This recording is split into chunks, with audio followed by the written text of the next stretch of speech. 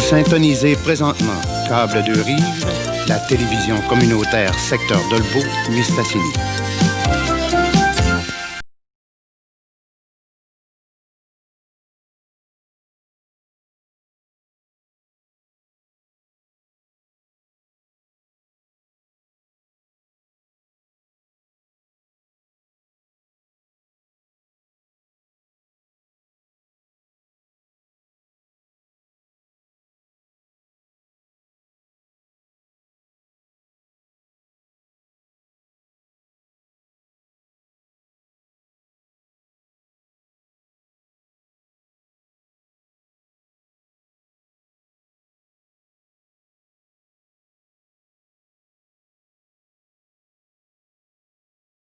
La 1293 est ouverte à Câble deux Rives pour ce matin. Alors, bonjour, mesdames et messieurs. C'est avec beaucoup de plaisir et beaucoup de fierté que je me retrouve ici avec vous ce matin. Câble deux Rives inaugure la saison avec la crème des annonceurs et une nouvelle émission intitulée « Service à la communauté ». Une émission qui se veut un outil important et efficace pour tous les organismes de notre milieu qui pourront, en devenant nos partenaires, faire part gratuitement de leurs activités à la population. Un membre de ces organismes pourra même, privilège des privilèges, s'entretenir avec moi au cours de l'émission. Nous serons vraiment plus près de vous cette année. Cette émission sera diffusée 3 fois par jour, c'est-à-dire à 9 h le matin en direct, à 11h30 et à 18h. Et cela du lundi au vendredi. Service à la communauté sera quotidiennement un agenda télévisé. Et pour parler d'agenda télévisé et de nouvelles et de programmation et de tout ce qu'on peut vous apporter, je commence ce matin avec mon copain Éric Gagnon, qui est le journaliste attitré à Câble deux Rives. Bonjour, Éric. Salut, M. Réal. Félicitations. Ça va bien? Pas trop fatigué de la fin de semaine avec le salon des organismes et puis tout le tralala, là? Non, on s'en est quand même assez bien tiré, je pense. En fait. Alors, on est censé en parler, le salon des organismes en fin de semaine.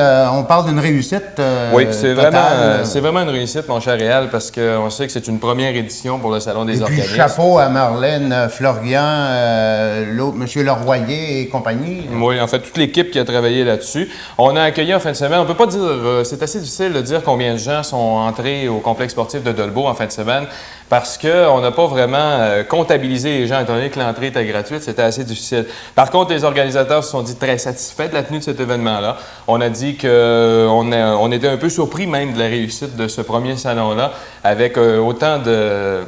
En fait, d'une si grande réussite pour ce premier salon qui vient de se dérouler au complexe sportif de Dolbeau. Et on a déjà les plans tout faits pour l'an prochain, donc on va absolument revenir dès l'an prochain avec un autre salon. On a seulement des félicitations à leur faire, puis ils ont toute l'année, cette année, ils ont toute l'année pour se préparer. Oui. Ça me fait penser un peu au Téléthon qu'on a eu l'an passé, qu'on a préparé ça tout d'un coup. Alors, cette année, avec notre expérience, on commence tranquillement pas vite, on a toute l'année. Eux autres, ça va être la même chose. Alors, Julac est à nouveau en restructuration. Oui, c'est pas nouveau pour Julac, hein, parce que ça fait déjà quelques fois qu'on commence, qu'on y revient, et bon, et tout ça. On sait qu'il y a une semaine environ, le président, non pas le président, mais le directeur général de la compagnie Julac, il est également président, mais il a conservé son poste de président, Gaston Perron, a quitté la direction générale de l'entreprise. Ça s'est fait un peu de gré à gré parce qu'on a décidé de restructurer l'entreprise à nouveau, de couper évidemment dans les dépenses parce que l'entreprise ne fait pas ses frais depuis belle lurette, n'a à peu près jamais fait ses frais d'ailleurs pour Julac. Puis on s'est toujours demandé pourquoi d'ailleurs, parce qu'on a de très bons produits. Oui, sauf que c'est pas un produit qui est évident à mettre en marché. Et ça, on a toujours un petit peu de problème au niveau des marchés, au niveau de la distribution. Ça a été toujours très compliqué. Et il y a comme 3 secteurs chez Julac. Il y a celui du agroalimentaire avec le du bleuet au niveau alcoolisé. Il y a également celui celui de l'alcoolisé, celui de l'agroalimentaire où on retrouve les différents produits comme le sirop, comme les confitures et tout ça. Et le 3e secteur qui est celui du bleuet frais, bleuet congelé également et tout ça. Alors, ces 3 secteurs-là, les 2 plus symptomatiques, les 2 plus problématiques, ce sont celui de l'agroalimentaire et de l'alcoolisé. Pour ce qui est du bleuet, ça va quand même assez bien. Le bleuet frais, ça, c'est pas vraiment un problème. J'imagine que Julac a de très bons produits. Alors, à un moment donné, j'imagine que ça va percer sur le marché. Mais là, on est vraiment en train d'essayer. Tout est remis en question. En fait, on ne sait pas si on va tout laisser tomber des choses, si on va revenir, si on va faire des modifications au conseil d'administration. En fait, tout ça, je vous donnerai un peu plus de détails ce soir sur l'entrevue que j'ai réalisée avec M.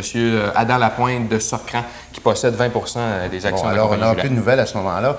Alors, qu'est-ce qui se passe à Saint-Félicien? Les étudiants descendent dans la rue aujourd'hui, quoi? En fait, c'est c'est ça, c'est que les étudiants devaient descendre dans la rue. Une manifestation. Là. Effectivement, les étudiants devaient descendre dans la rue à Saint-Félicien aujourd'hui parce qu'on réclamait différentes choses, entre autres l'impossibilité de fumer dans certains endroits, les restrictions quant à la tenue vestimentaire. On se recroirait dans les années 70. Je me souviens, moi, d'avoir manifesté au secondaire pour ce genre de choses-là. Entre autres, l'interdiction... C'est l'histoire qui se répète. Effectivement. L'interdiction d'arriver à l'école avant 8h30. Ça, je ne sais pas pourquoi. Et système de sécurité d'incendie inapproprié. On parle également d'absence de distributrice de condoms. Ça n'existait pas dans le temps où nous autres, on manifestait. On parle également d'un directeur d'école. Pour l'instant, la direction de l'école se divise en deux. Il y a deux personnes qui occupent la direction de l'école à mi-temps. On voudrait que ce soit un seul directeur. Ça simplifierait bien les choses. Ce qui fait que ça a été annulé, cette affaire-là, rapidement, Réal, c'est qu'on a promis une rencontre dans la prochaine semaine, dans les 2 prochaines semaines avec les étudiants et des négociations sont en cours. Alors, le Bleuet d'or à Mistassini en fin de semaine. Oui, effectivement, Bleuet d'or à Mistassini en fin de semaine. Je vous donne rapidement les gagnants. Catégorie commerce et services. Alors, je vous rappelle que c'est un gala organisé par la Chambre de commerce de Mistassini. Là, pour, c'est bon de nous le dire. Pour situer les gens parce que c'est une première édition. Donc, alors, il y a beaucoup de premières cette année. Oui, beaucoup de premières cette année. Catégorie commerce et services, c'est le magasin Provigo de Mistassini qui a remporté la première position. Catégorie industrie, le Bleuet d'or a été décerné à la firme Jean-Yves Lalancette qui est producteur de pommes de terre. Et pour ce qui est de la catégorie communautaire, le Bleuet d'or a été attribué à l'Ordre loyal des Mousses. On sait que les Mousses sont très impliqués à Mistassini. Bon, on vous en reparle plus en détail ce soir. Et ce matin, c'est l'inauguration de la nouvelle chapelle des Pères Trappistes à Saint-Eugène. Oui, effectivement, à compter de 9h30, là, dans une vingtaine de minutes, on procédera à l'inauguration officielle de cette nouvelle chapelle. Il va falloir que tu te rendes en hélicoptère. En fait, consécration, qu'on devrait dire, de la nouvelle chapelle, qui a été construite à des coûts quand même assez importants. Au départ, le projet devait représenter à peu près 1,5 million.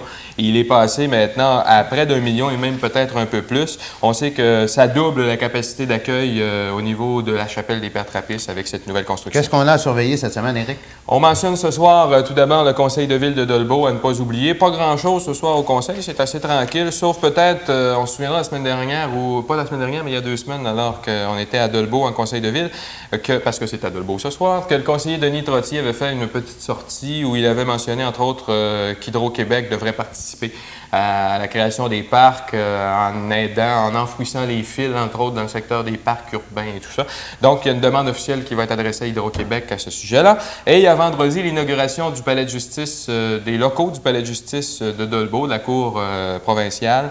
Et on avait prévu, en fait, il y a 1 an que les locaux sont prêts et construits et on inaugure vendredi ça. Mais on va en reparler justement vendredi parce qu'il semble qu'il y a des petits problèmes. Les locaux ne seraient pas adéquats pour des causes criminelles. Alors, ça fait chaser déjà beaucoup, ce dossier-là. On va en reparler vendredi. On aura tous les j'imagine, détails. pour amener les criminels, j'imagine que c'est pas adéquat. En parce fait, que le côté policier, le côté non, sécurité... c'est pas vraiment ça, parce qu'on avait mis tout en place au moment où on a construit. On croyait qu'on était adéquat parce qu'on avait fait une aile réservée pour une aile à part pour amener les criminels. Il y avait des cellules, il y avait des blocs d'entretien avec les avocats et tout ça. Tout semblait être en place, sauf qu'il semble qu'il y a d'autres exigences, du genre une 2e salle d'audience, du genre, bon, un paquet de choses comme ça qui fait qu'on ne serait pas réellement conforme et on va avoir un peu tous les détails, mais ce qu'on trouve bizarre, c'est que le ministre de la Justice devrait être dans le coin et les représentants du gouvernement devraient être dans le coin pour inaugurer. Et puis là, ben, il semble que ça soit plus conforme. Alors, on vous en donnera plus de détails vendredi parce qu'on se revoit vendredi matin. Oui, alors je vous remercie beaucoup, Éric. Vous êtes très gentil de nous apporter ces manchettes ce matin. Et je retourne travailler, moi. Et retourner travailler à votre bureau. Et en parlant de vendredi, moi, ça m'amène à vous parler de notre concours. Parce que nous avons un concours à cette émission. Il faudra d'abord visionner Service à la communauté à tous les jours. Être attentif à tout ce qui se dit et à tout ce qui se passe, c'est sûr. Il faudra se souvenir des invités qui vont passer à Câble de Rive, de leur nom. Enfin, il faudra être très vigilant parce que le vendredi matin, je vous poserai une question sur les activités de la semaine qui s'achève. Puis, pour une bonne réponse, vous serez l'heureuse ou l'heureux gagnant d'un prix très intéressant.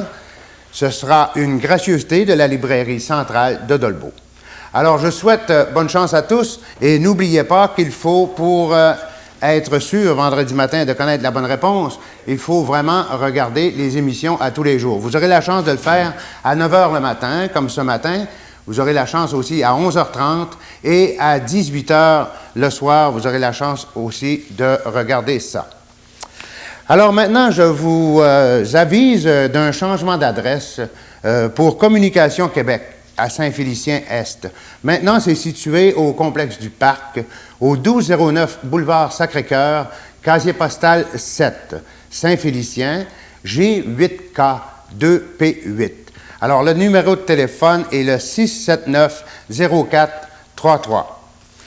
J'ai aussi les examens de conduite qui seront bientôt à Normandin et à Mistassini. À Normandin, ce sera le 22 septembre 1992, de 9h15 à midi et de 13h à 15h30. L'endroit, les Chevaliers de Colomb à Normandin. Et à Mistassini, les dates sont le 23 septembre 92, de 9h15 à midi et de 13h à 15h30. Et le 24 septembre 1992, de 9h15 à midi et de 13h à 15h30. L'endroit, le Centre communautaire de Mistassini. La Société vous demande de prendre rendez-vous avant le 18 septembre en communiquant avec le personnel du Centre de services de Roberval au 1-800-463-5982. Alors, ça, le mercredi, de 10h30 à 16h30. Alors, je voudrais vous poser une question. Comment obtenir une collaboration agréable, intéressante et efficace? Comment sauver du travail, du temps, du papier, des enveloppes, des timbres, etc. Puis surtout, garder votre bonne humeur. C'est tout simplement en devenant un heureux membre partenaire de Câble Deux Rives. Vous avez reçu mon invitation écrite à ce sujet et je vous disais que je suis optimiste, je le soutiens et je le maintiens. Quand on est optimiste, c'est pour tout le temps. La Fondation Jasmine Bouchard organisait un tirage au profit de la Fondation. Voici la liste des gagnants. Le premier prix, c'est Mme Janine Delisle de Jonquière. Deuxième prix, Mme Marc Binet de Saint-Félicien. Le troisième prix allait à Sylvain Gagnon de Dolbeau. Félicitations, Sylvain. Le quatrième prix à Céline Bérubé de Québec.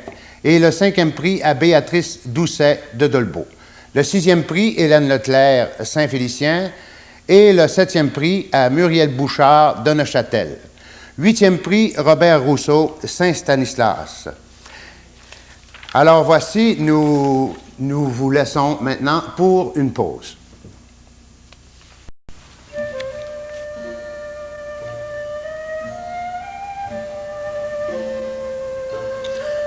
Le 11 septembre 1992 est décédé au centre hospitalier de Dolbeau, à l'âge de 90 ans, 8 mois, M.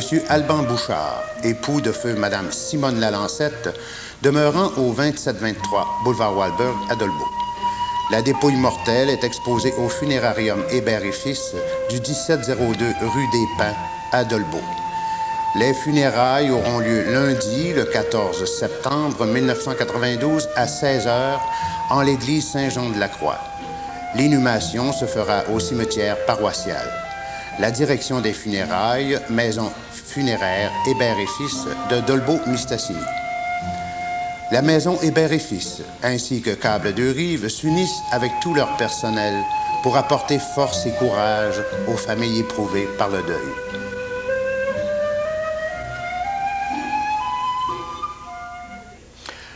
Alors, je vous apporte la météo. Cette semaine s'amorcera sous le signe du soleil grâce à un centre de haute pression situé au sud-est du Québec. Les températures devraient continuer à augmenter aujourd'hui et demain.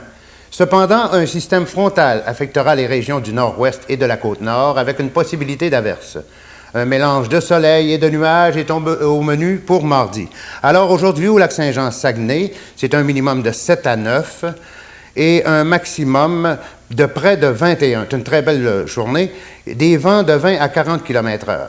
Un aperçu pour mardi ensoleillé avec passage nuageux, un minimum près de 10 et un maximum près de 22. Alors voilà pour la météo. Ce matin, un matin extraordinaire, J'ai la chance d'avoir avec moi la directrice de Câbles à Deux-Rives, Mme Carmen Bolduc. Bonjour, Mme Carmen. Bonjour, M. Gagnon. Vous allez bien? Vous n'êtes pas trop fatigué de la fin de semaine? On a eu une fin de semaine assez mouvementée, en fin de compte. Assez mouvementée, mais quand même très intéressante. Très intéressante pour les organismes et pour Câbles à Deux-Rives aussi. Pour Câbles à Deux-Rives, d'être présent au Salon des organismes, de pouvoir contacter, rencontrer tous les organismes qui étaient présents là. Alors, c'était très, très intéressant, très motivant et je pense que félicitations aussi de ma part à Gestion Harpidome pour cette heureuse initiative. Je leur souhaite bonne chance pour l'an prochain. Je suis sûre que ça va être encore plus merveilleux. Oui, beaucoup de félicitations pour tous ces gens. Alors, Mme Carmen, vous qui êtes la seule qui est dans le secret des dieux, pour ne pas dire de la déesse, si vous nous dévoiliez un peu la programmation pour 92-93, du moins pour cet automne. Bon, alors notre programmation, c'est sûr qu'on a travaillé très fort de façon à pouvoir offrir une programmation qui réponde aux vœux et aux besoins de nos deux populations. Alors ce matin, c'était une première. Bon, la première, ce qui est le plus marquant. La première des premières, disons-le, la première des premières. Ce qui est le plus marquant cette année, c'est qu'on fait du direct. Alors ce matin, c'est la première émission de votre émission, M. Gagnon, qui est service à la communauté. Alors je pense que vous en avez parlé. Qu'est-ce qu'on va retrouver là-dedans, mais j'invite tout particulièrement les organismes à devenir des partenaires pour pouvoir utiliser gratuitement cette émission. Alors, ne vous gênez pas, faites-nous parvenir vos communiqués, vos convocations, vos petites nouvelles, etc. Réal est là pour vous. Oui, puis j'aimerais qu'on m'appelle, qu'on m'écrive, qu'on me dise si c'est bon, si c'est pas bon, qu'on fasse de la critique constructive, qu'on m'apporte de nouvelles idées, parce que c'est pas coulé dans le ciment tout ce qu'on fait là ce matin. Alors, on peut changer au cours des semaines, au cours des journées. Alors, apportez-nous des idées. Des suggestions et nous en tiendrons compte. Alors, il y a toujours nos conseils de ville, bien sûr, tous les lundis soirs ou à peu près. Alors, il y a le conseil de ville soit de Mistassini, ce soir, c'est celui de Dolbeau, en alternance. Et dès que la technique nous le permettra, nous diffuserons les conseils de ville en direct également. Alors, ça devrait se faire possiblement, peut-être au mois de novembre, mais sûrement au mois de janvier. Alors ensuite, nous avons Info 2 qui est remodelé, remanié, toujours avec notre même animateur Éric, mais il y aura aussi également à l'intérieur, d'abord Info 2 sera 4 fois semaine cette année et en plus une revue de presse le vendredi. Nous avons également des collaborateurs à Info 2 qui est un collaborateur sportif, qui est un reporter sportif qui nous fera des reportages, des topos sur les événements sportifs qui vont se dérouler dans notre secteur et également un reporter, qui est en passant le reporter sportif est M. Patrice Aubé. Voilà une nouvelle figure à Câbles à Deux-Rives. Qu'on est très heureux. Du 109. Oui, qu'on est très heureux d'accueillir dans l'équipe.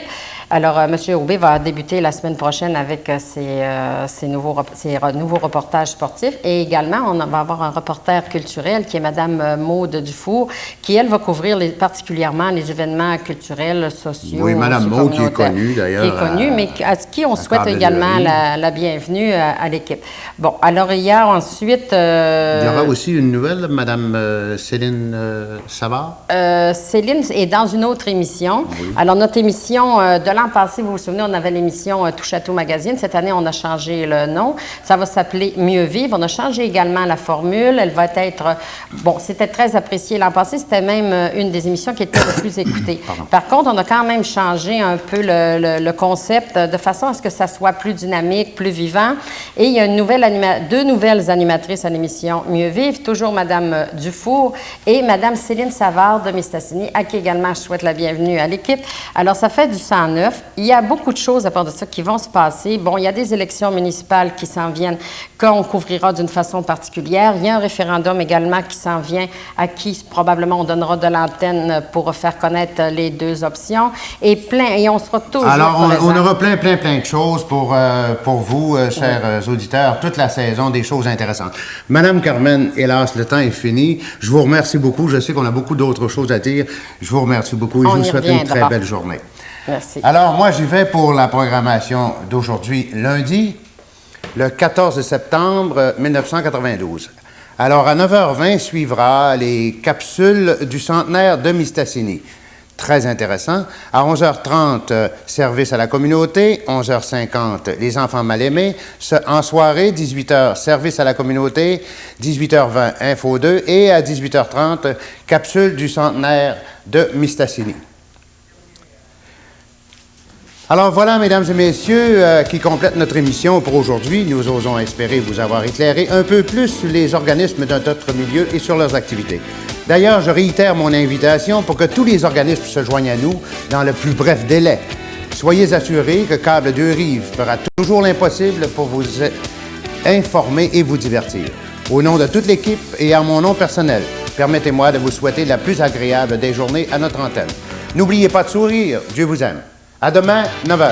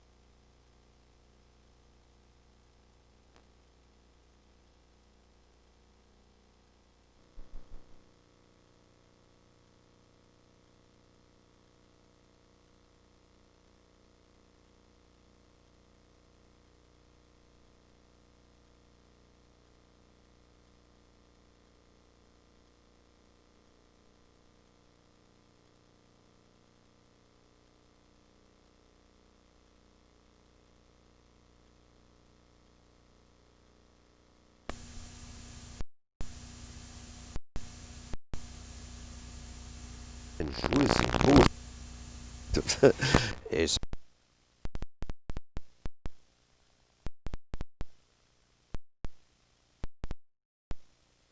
pire, hein? Mais justement, C'est difficile de trouver un violoniste aujourd'hui. Et si ici- je reviens à tantôt, le fait que, justement, vous vouliez vous rapprocher du peuple, est-ce que ça crée des conflits avec vos confrères? Ça, c'était... Non, Non? non. Ça n'a pas créé des conflits. Des critiques, peut-être, mais pas des conflits, non. Parce que c'est conflit surtout avec moi-même. C'était difficile.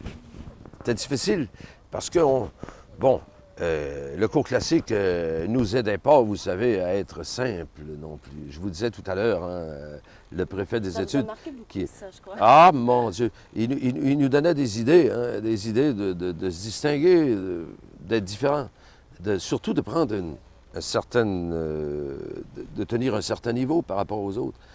Et, Jouez beaucoup. et quand vous entriez à l'intérieur de l'opéra, forcément, vous étiez dans la promotion, il y avait le gouvernement qui vous subventionnait, tout était cuit.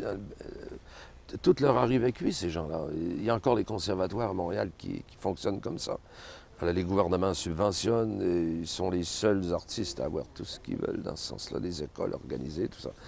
Et ça nous mettait sur une... Vous savez, on pouvait, évidemment. Et c'est ce qui était difficile, d'être comme Monsieur Tout-le-Monde, d'aller chanter nos chansons comme si c'était la chose la plus courante. Le drame se passait à l'intérieur de nous autres, parce qu'il fallait changer de comportement. Il fallait changer d'attitude. C'est habitué de tenir une certaine... Vous avez vu les chanteurs d'opéra, comment c'était très stylisé, hein? C'était comme les danseurs. Hein? Puis ensuite, il fallait tout que ce soit en grandeur, parce qu'il ne faut pas vous oublier que les chanteurs d'opéra chantaient puis se tenaient de la manière que les nobles se tenaient en Europe. Allez en Europe et vous allez voir cette tenue-là encore. Vous venez de démystifier la tradition de l'autre. Ah, mon Dieu, oui, mais le conflit était surtout chez moi. Chez moi. Ça a pris du temps avant que je devienne, que je me sente confortable. Et puis que je... C'est que- venu au fil des années ou... Ça a pris du temps, ça a pris du temps. Ça a pris certainement une dizaine d'années avant que j'arrête de souffrir à l'idée. Je me dis, est-ce que ce que je fais là, est-ce que c'est bien, est-ce que je suis correct, est-ce que je suis pas correct? Vous savez? Parce que Ça veut dire- vous alliez contre Oui, les principes. oui, contre, oui, oui. C'est C'était- seulement ça, parce que vous vous sentiez quand même plus heureux à travers les gens, comme ça, Exactement. dans les restaurants. Ouais. J'ai souffert, conflit, la même chose que les acteurs au début du siècle, lorsqu'on fait le reportage sur ce qu'est apparu, la technologie, le microphone, le cinéma. Vous savez que les acteurs, il y en a qui se sont suicidés, qui sont devenus fous, qui ne savaient plus jouer, parce que l'ancien théâtre, le vieux théâtre, avant qu'apparaisse l'électronique, avant qu'apparaisse le microphone, c'était la même chose que les chanteurs d'opéra, nous autres. Alors, ils étaient habitués de dire « Mon amour, je t'aime », puis vous savez, avec des tirades, hein, puis c'était une démonstration. C'était incroyable. Puis arrivé à l'intérieur du cinéma avec le microphone, tout devait changer. Bien, vous avez la même souffrance dans le clergé. Les orateurs, autrefois, qui existaient. Et ils montaient dans une chaire, vous savez, en plein milieu de l'église. Et puis là, mes bien chers frères. Et puis il fallait qu'ils développent l'oratoire pour se faire entendre dans l'église. Et puis vous arrivez avec un microphone tout d'un coup. C'est la même chose. À ça, ils ont souffert beaucoup. Et puis il y a des prêtres qui vous confieront, ceux qui sont de la vieille génération, qui n'ont jamais été capables de s'ajuster. Parce que tout à coup, Mais pourquoi, selon vous, vous pensez que c'est... Ah, c'est formidable. Ça, c'est la technologie. C'est extraordinaire. Technologie fantastique. Vous avez aujourd'hui Frank Sinatra, des gens qui peuvent se faire entendre à des millions d'individus à travers le monde, à travers un microphone. C'est merveilleux. Puis vous avez, je vous ai dit tout à l'heure, une chose qui est fantastique, c'est que le créateur, celui qui compose, si moi, par exemple, j'avais continué, j'ai fait de la musique au séminaire, puis à l'époque, j'ai composé presque toutes les chansons de conventum de l'époque. On me demandait de le faire, puis j'avais beaucoup de facilité. Si j'avais continué à composer, à faire des chansons, comme Félix a fait, par exemple, comme Gilles Vigneault a fait, et comme tant d'autres aujourd'hui, j'aurais pu les chanter moi-même. J'aurais pu les chanter moi-même Vous avez à travers ça. composé quelques chansons, plusieurs? Oui. Oui, j'avais de la facilité pour ça. J'aurais pu peut-être, mais on n'avait pas l'idée à ça. J'avais pas l'idée, parce qu'il n'était pas question, hors de Est-ce que c'est question. mis sur un enregistrement? Oui, surtout lorsqu'on chante le classique, il n'est pas question de penser à composer. Vous savez, c'est tout un autre monde. Vous êtes exécutant pianiste ou vous êtes compositeur. C'est trop de travail, l'un ou l'autre. Hein. Mais la technologie fait en sorte que quelqu'un qui se fait une poésie, qui se fait une chanson, tout simplement de la façon la plus naturelle. Et Dieu sait s'il a fallu s'ajuster, c'est-à-dire s'habituer à cette manière de chanter. Savez-vous comment ça m'a pris d'années avant d'écouter Félix Settler? 10 ans. On disait, qu'est-ce que c'est ça? Ah oui, qu'est-ce que c'est ça? On n'en revenait pas. Quelqu'un a osé chanter de cette manière-là, à voix naturelle. Alors vous avez, si vous voulez qu'on développe le thème, par exemple, aujourd'hui, c'est le culte de la différence. Plus vous arrivez avec quelque chose d'original, plus c'est merveilleux, plus c'est fantastique. Autrefois, c'était le culte de la ressemblance. Il y avait la tradition, le style. Si vous aviez le malheur de déroger à ce qui s'était fait avant vous, la critique vous semonçait. Hein, voyez-vous? Ben, vous avez fait de la radio et de la télé Ah oui, aussi. oui, oui. Vous chantiez à la radio? Ah oui, je fais beaucoup de concerts à la radio. Hein, beaucoup de concerts, à la télévision aussi. Mais c'est des concerts en direct, ça devait être quand même... Des concerts en direct? Non, comment ça fonctionnait? Oui, des concerts qui sont enregistrés avant, à la radio. J'ai fait beaucoup de concerts, des concerts qui me satisfaisaient, qui me faisaient plaisir. Parce que, vous me demandiez tout à l'heure comment vous vous sentez avec les classiques. Je me sens chez moi. Si vous, par exemple, me donnez tout un répertoire de Liszt, ou de Brahms, ou de Beethoven, comme j'ai fait de Schubert, j'ai fait beaucoup de concerts, beaucoup d'enregistrements à Radio-Canada, beaucoup, plus que tous les autres, parce que j'étais sur le territoire ici. En même temps que j'avais mes fantaisies d'aller chanter pour le Festival des Gourganes, festival à Drummondville de l'agriculture, Festival des Bleuets ici, Festival de traversée du lac Saint-Jean, Festival... Vous savez, mon idée aussi, c'était d'aller dans tous ces festivals-là. Quoique nous n'avons pas, nous, d'organisation parmi les classiques pour ça. Donc, j'étais obligé de faire ma promotion moi-même. Et puis, à l'époque, mon père, qui est décédé il y a quelques années, comme vous savez, mon père s'occupait de ça ici, le lac Saint-Jean. Il me disait, il y a un festival, là, puis il s'arrangeait pour que je vienne chanter. Vous savez? Ça vous faisait plaisir? Oh, ben oui, j'aimais Vous avez ça. jamais renié le lac Saint-Jean? Oh non, je suis toujours resté ici. Toujours resté ici, ouais. Toujours resté ici d'une façon particulière. Je ne sais pas pourquoi. Probablement parce que je suis venu au monde, comme je vous ai dit, à Notre-Dame-de-Dorée, dans un coin où la nature... Probablement aussi parce que j'aime beaucoup la nature. J'aime beaucoup le bois. Est-ce que vous êtes un amateur de pêche? Pas de pêche, non. chasse? Non, pas de pêche, non. Non, ni de chasse non plus. J'aime la nature, le contact avec la nature. Puis le lac Saint-Jean, pour moi, la senteur de ça. J'arrive ici au lac Saint-Jean, c'était plus marqué jusqu'à l'âge de 40 ans. Assez pour embrasser le sol. Ah, la senteur du lac Saint-Jean, les bleuets, tout ça, je sais pas, il y a quelque chose. C'est difficile à expliquer. Il y a certainement quelque chose, peut-être le tempérament aussi. Parce qu'il y en a qui ont plus de difficultés à se détacher de certaines habitudes. Je suis assez... Pensez que ça joue le fait justement que si vous chantez, vous voulez chanter pour le peuple, près des gens, pensez-vous que... Le lac Saint-Jean joue pour ça aussi. Oui, Oui, parce que c'était vraiment un cas spécial. Un cas spécial. C'était vraiment un cas spécial. J'étais le premier, quand je pense à tout ça, là, à aller chez Réal Giguère, par exemple, c'était un scandale à l'époque. Mon Dieu, quand j'étais au conservatoire à l'époque. Et il y avait celle qui faisait la classe d'opéra qui disait « Si vous allez encore chez Réal Giguère, je ne vous accompagne plus. On va vous envoyer du conservatoire. » Pour moi, c'était un progrès extraordinaire. Puis Réal Giguère, la famille, Réal Giguère, tous les Giguères, j'ai chanté... Ah, c'était une désaffection. C'était un se rabaisser. Et puis aujourd'hui, tous les chanteurs y vont.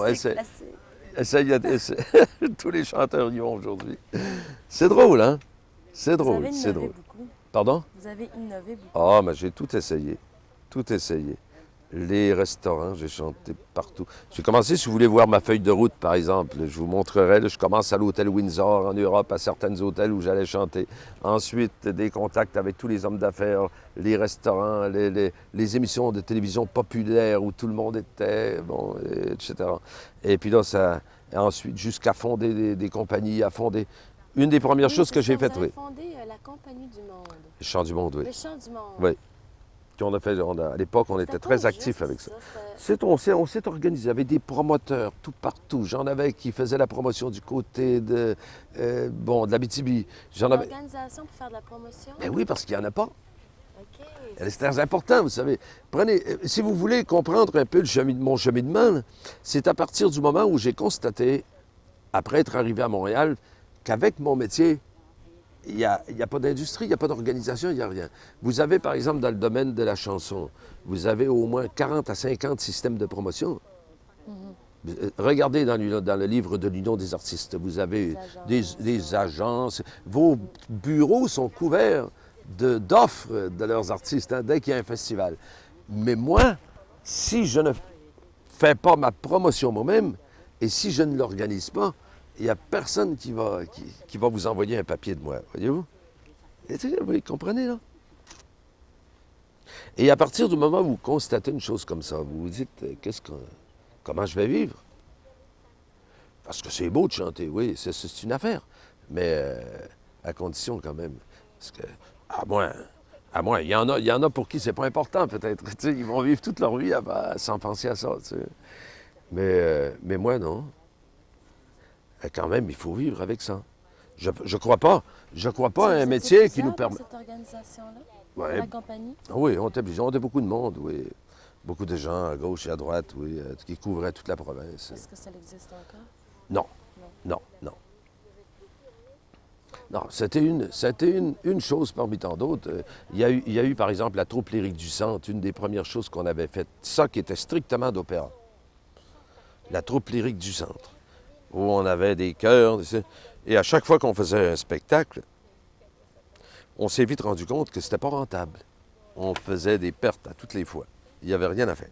Même si on remplissait des églises, des salles, il y avait la salle du Jésus qu'on remplissait, une salle qui a été démolie, l'église Saint-Jacques. C'était nos endroits où on faisait nos spectacles. Et nous faisions nos décors. J'étais le créateur. J'avais organisé avec M. Marcil. Nous faisions nos décors, tous les chœurs. Nous faisions les pratiques. Nous avions pensé faire l'Opéra de Montréal. Et ça, imaginez-vous. Alors, on s'est vite rendu compte qu'il fallait des subventions, qu'il fallait que le gouvernement donne de l'argent. Idée. Vous savez, on était jeunes. On était jeunes. Vous savez la chanson de La Bohème de Charles Aznavour, hein? La Bohème, on était jeunes, on était heureux. Hein? On s'imaginait, on s'illusionnait. 20 ans. Le printemps de la vie. Là, je sais qu'on s'illusionne. Ah oui. Et d'illusion en illusion, c'est comme ça qu'on arrive à... C'est ça. Un métier concret. Ouais. Un petit peu plus. Oui. À quoi est-ce qu'on pourrait comparer votre voix? La mienne, ma voix? Oui. Comme chanteur d'opéra? Bon. À quoi on pourrait la comparer? À quoi? Pour vous. Ou à qui? À quoi? À quoi? Pour vous? Est-ce que vous êtes déjà arrêté à ça? Je vais vous dire une chose, c'est que les enregistrements que j'ai faits à Montréal, dont beaucoup ont les copies, et ceux qui aiment cette chanson-là, j'ai le plaisir, j'ai le bonheur d'apprendre souvent qu'on ne se lasse pas de les écouter. Le timbre de voix est particulièrement beau. Hein. Les Lemieux, les Coulombes ont des belles voix aussi. Les Lemieux, des voix sensationnelles. J'aurais pu, évidemment, si j'étais né en Italie, les circonstances aussi, l'Italie a été conservée avec toutes les approches, encore en Europe, il y a des systèmes de promotion. À ce moment-là, peut-être que ça aurait été... J'aurais évidemment beaucoup apprécié. Il faut la culture, il faut la préparation. Faire une carrière comme Luciano Pavarotti, par exemple, Domingo Carreras. C'est une aventure que de partir de Notre-Dame de la Dorée, d'aller chanter.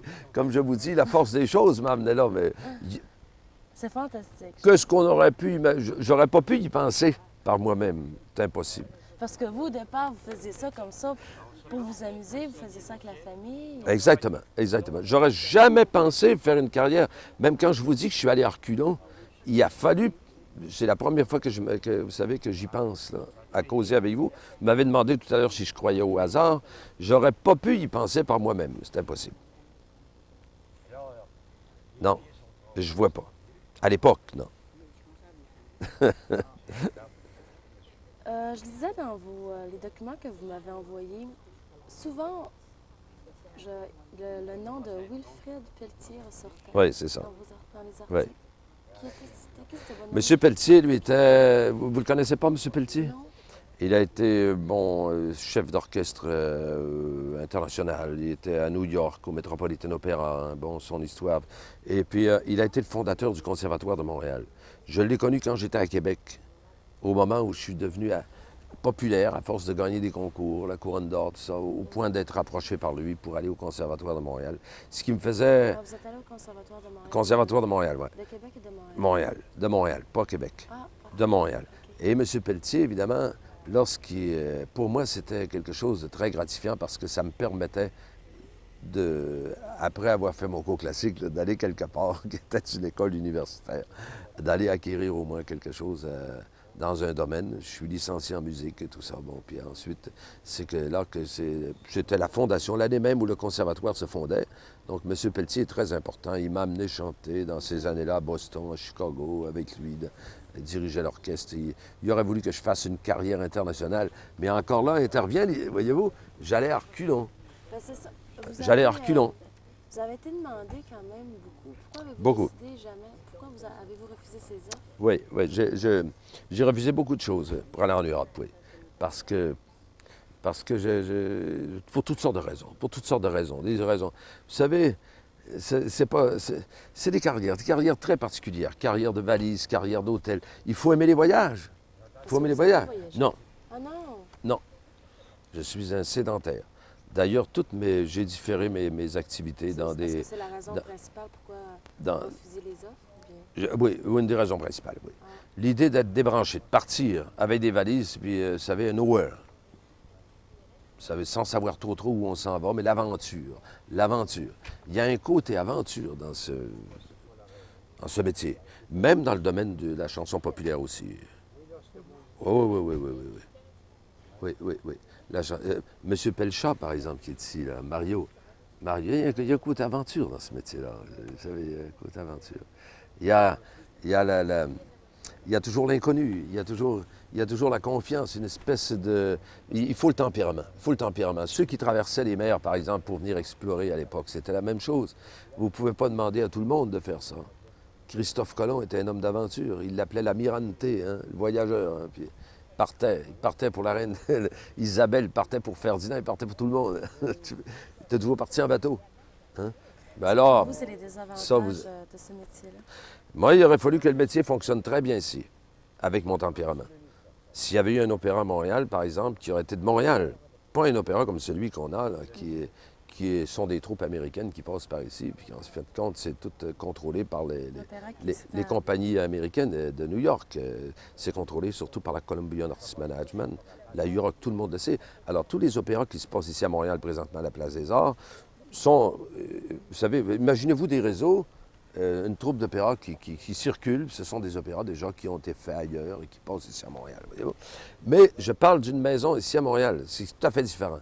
Figurez-vous à une époque, reportons-nous avant 1900, et même jusqu'en 1960 en Europe, 1976, lorsqu'est arrêtée la tradition où les maisons d'opéra d'Europe engagent à l'année des chanteurs. Imaginons-nous à Montréal une maison d'opéra où tout le monde, les chanteurs qui sont là, sont engagés à l'année, puis qui chantent tous les jours ensemble. C'est ce qui aurait fallu pour moi, dans la province. Je serais venu au Lac-Saint-Jean. C'est un peu comme ça, un petit peu, par exemple, quand vous chantez dans les restaurants, ça marche? Ouais, ben là, je suis chez moi, là. Je suis chez nous. Là. J'ai beaucoup de demandes à Montréal pour ça. Je suis très heureux de ce côté-là. Très heureux, vous avez raison. Très heureux de ce côté-là. Je suis beaucoup plus heureux d'une certaine manière, beaucoup plus stable, avec mes revenus toutes les semaines, c'est beaucoup plus heureux comme ça, beaucoup plus stable. Parce que j'aurais pas été capable de supporter. Il y en a qui peuvent partir sans rien dans leur poche, aller n'importe où. Je les envie. Ceux-là peuvent faire ce métier-là plus facilement, voyager, aller vers l'inconnu, avec tous les risques. Mais moi, non. C'est une chose qui... Quel autre avantage voyez-vous à faire ce métier-là? Pardon? Quel autre avantage voyez-vous? L'avantage? À exercer ce métier-là? L'avantage? L'avantage? L'avantage. Quels sont les avantages que vous en retirez d'exercer ce métier-là? Le mien, Oui. que je fais, là? Oui, chanteur. L'avantage, c'est d'avoir beaucoup de contacts. Beaucoup de contacts, beaucoup d'amis. tous les gens qui m'aiment viennent me voir. Hein? Je ne suis pas obligé de me déplacer pour aller les chercher.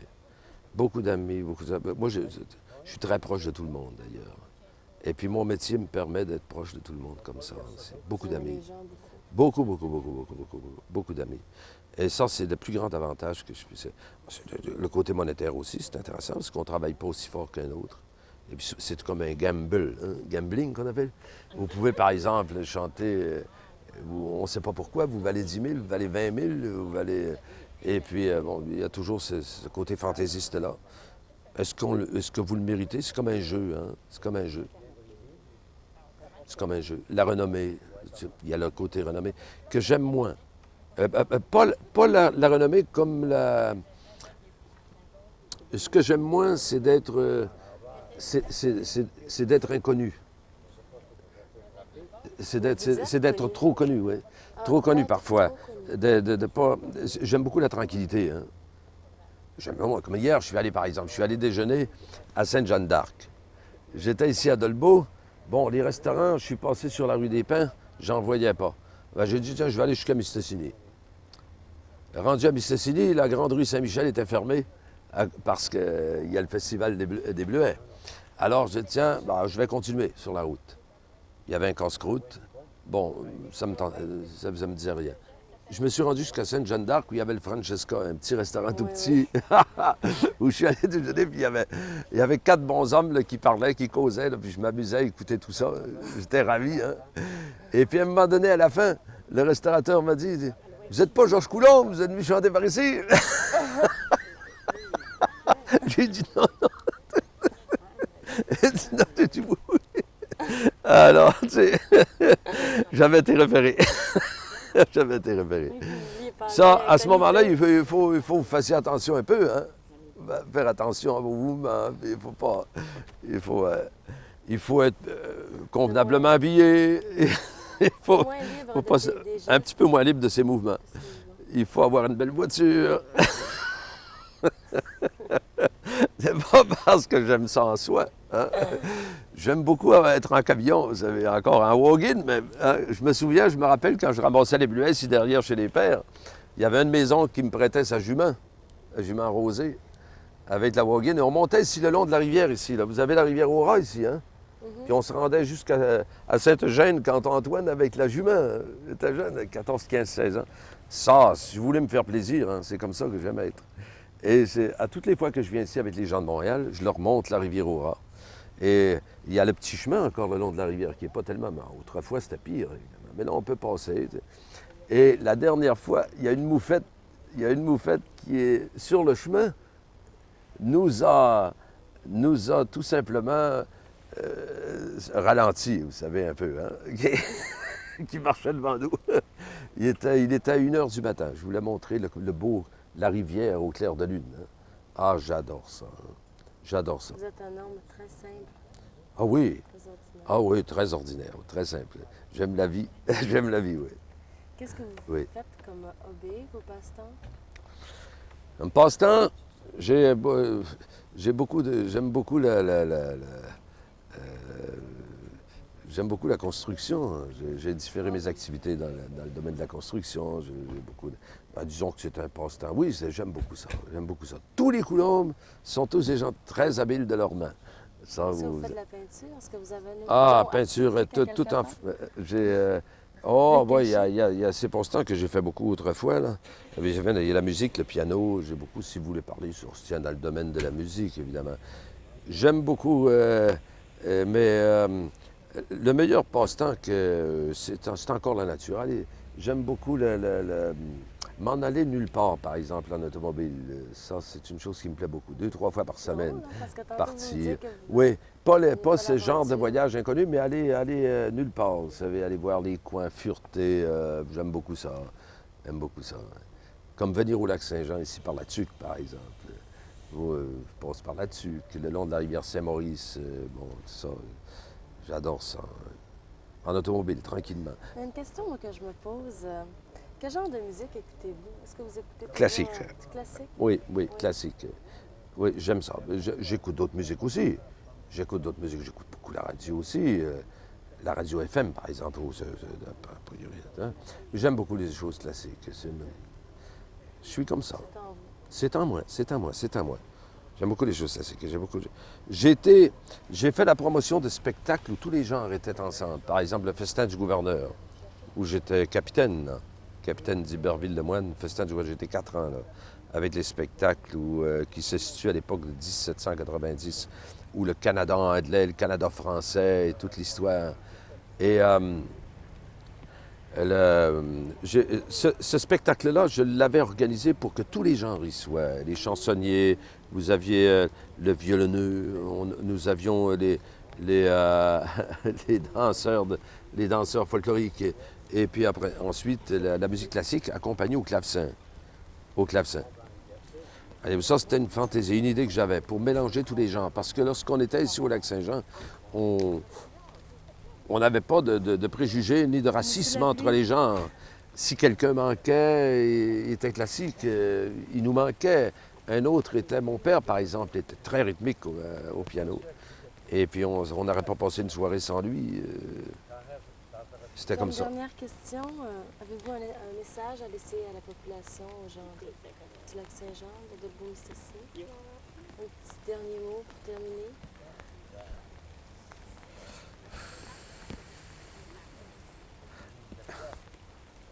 Un message. Le classique. Un message. Savez-vous, je m'inquiète un peu pour le Lac-Saint-Jean. Je serais porté à leur souhaiter beaucoup de chance, beaucoup d'activités, que toutes les activités qu'ils entreprennent, j'aimerais qu'elles soient vraiment... Le Lac-Saint-Jean? Ben, la situation économique internationale et toute, vous savez, on sait que les régions comme le Lac-Saint-Jean et toutes les autres, par exemple comme Sherbrooke, l'Estrie, on sait que toutes ces régions-là sont touchées particulièrement. Vous savez, c'est plus difficile, hein? C'est plus difficile d'avoir des activités qui sont viables, rentables, et tout ça. Le tourisme est très important. C'est ça, je souhaite beaucoup au Lac-Saint-Jean, c'est une certaine renommée, hein, qu'il mérite d'ailleurs. Val-Jalbert, j'aimerais ça.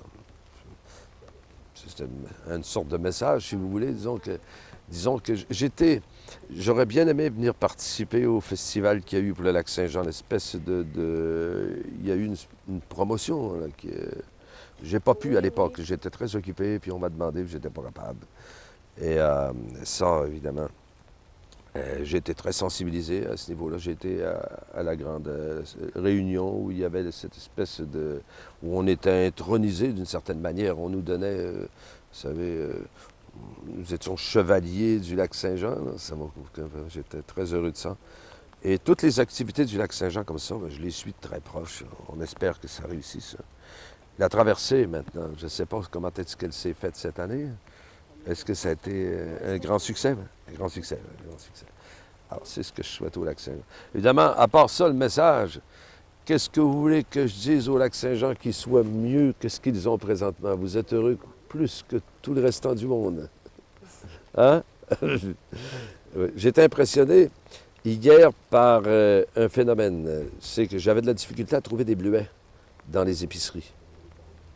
Je pense que c'est pas encore vraiment. C'est dans 2 semaines oui, environ. oui. Et la dame m'a dit, à un moment donné, j'ai dit, coudonc, vous n'avez pas de bleuets dans vos épiceries. La région est pays des bleuets.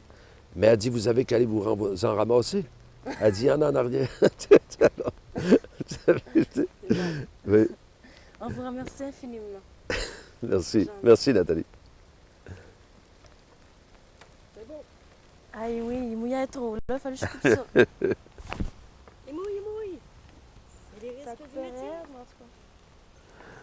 Ça changerait. On a nos plans de coupe à faire, par exemple. Oui. Ça fait combien de temps?